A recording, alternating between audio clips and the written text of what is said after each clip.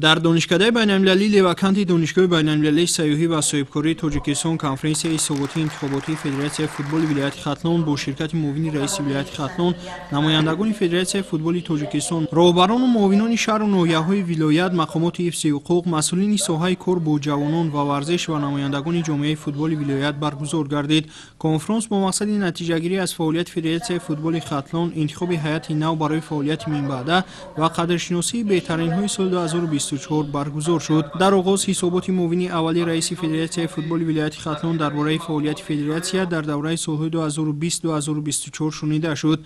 در این گزارش درباره مبلغ‌گذاری‌ها، خراجات‌ها و دستگیری مالیوی برای رشد فوتبال در ولایت معلومات ارائه گردید. قید داشتند که فدراسیای فوتبال ولایت ختلون سال 2002 با فعالیت آغاز کرده برای رشد فوتبال در ولایت سهم مناسب گذاشته ایستاده است. از حساب بودجه مقامات اجرایی حکومت دولتی ولایت ختلون برای فعالیت فدراسیای فوتبال ولایت سال 2025 زیاده از 500,000 سومانی پیش بینی گردیده است که این نتیجه توجه و رشد فوتبال در ولایت محسوب می شود. این حسابات که جزئیات فعالیت فدراسیای را در این دوره در بر می‌گرفت نشان داد که فوتبال در ولایت ختلون رشد یافته است و یک چند لایحه‌های مهم از جمله برگزاری مسابقه‌های منطقوی، ایجاد و رشد اینفراستراکتور فوتبال ولایت، تحکیم طرز حیاتی سالم و جلب جوانان به فوتبال عملی گردیده ایستادند. پس از شنیدن حسابات و محاکمه‌ها، رئیس ولایت ختلون دولتعلی سعید که اینچنین عضو کمیته اجرایی فدراسیای فوتبال تاجیکستان است به منصب رئیس فدراسیای فوتبال ولایت ختلون انتخاب گردید. همزمان اشتراکداران کنفرانس معاون اول، معاون و هیئت نو کمیته اجرایی فدراسیای فوتبال ولایت ختلون را انتخاب نمودند. این انتخاب‌ها نشان می‌دهند که فدراسیای فوتبال ختلون برای رشد منبعد فوتبال و عملی سازی هدف‌های حکومت مملکت در این سمت اهمیت بیشتر می‌دهد. در ادامه معاون رئیس ولایت با توجه و رشد فوتبال در ختلون اظهار نظر نمود. قید کردند که فوتبال باید یک قسم ترکیبی طرز حیاتی سالمی هر یک شهروند ولایت شود و با توجه به رشد اینفراستراکتور، آموزش فوتبال در مکتب‌ها و فعالانه جلب کردن جوانان به ورزش ممکن است پیشرفت‌های نظررس در این ساحه به دست آیند. حالا از ولایت ختلون 5 دسته در لیگ عالی شرف فوتبال ولایت را معرفی می‌نمایند که این باعث افتخار است. حالا تعداد زیادی دسته‌های اشتراکچی در لیگ بانوان از ولایت ختلون میباشند که این از رشد فوتبال بانوان در ولایت دلالت می‌کند. در مجموع این زمان در ولایت 22 گروه دختران به فوتبال مشغول میباشند. در ادامه یک قطار مشکلات و نورسایی‌ها در فوتبال ولایت بررسی گردیده برای اجرای نقشه چهاربینی‌ها و برطرف سازی کمبودی‌های جاری دستور و توصیه‌های سودمند داده شد.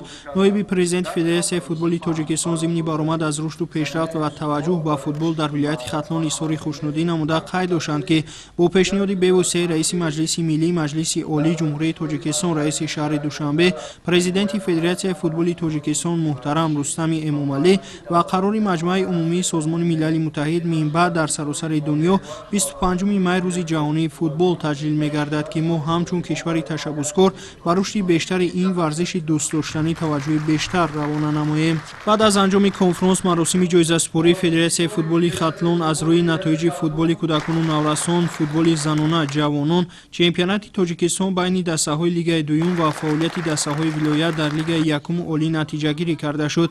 در چمپیونات تاجیکستان بین دسته‌های لیگ دوم که با اشتراک 19 دسته گذرانیده شد، بازیگران دسته باغبنیاد واسه صاحب مقام سوم، دسته نورک شهر نورک صاحب مقام دوم و فوتبال بازان بخش زرنیسار ناحیه بخش جای اول را اشغال نموده به لیگ یکم راه خط گرفتند.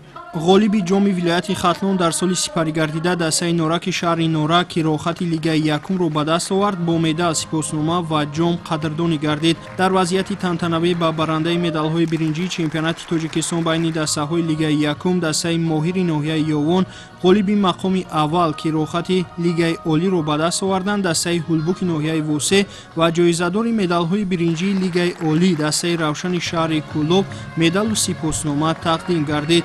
فوتبال سال 2024 که بین دسته‌های لیگ دوم گذشت، دسته ما سزاوار جای سوم گشت و آینده در خودمون یک اطمینان گرفتیم که در آینده دسته ما به جاهای یکم میرسد، غلبه میکنیم و جای یکم میگیریم و با صاحبکارانی که در محلهای هم ناحیه واسه به ما بسیار دستگیری و کمک کردند در ساحه ورزش با آنها سپاسگزاریم و گفتنی هم که ورزش یک گرو سلامتی است و تمام جوانمردانی که تاجیکستان хоҳанд ки саломатии худро дошта бошанд ба варзиш таваҷҷӯҳ карда парчамбардори ҷумҳурии тоҷикистон гарданд.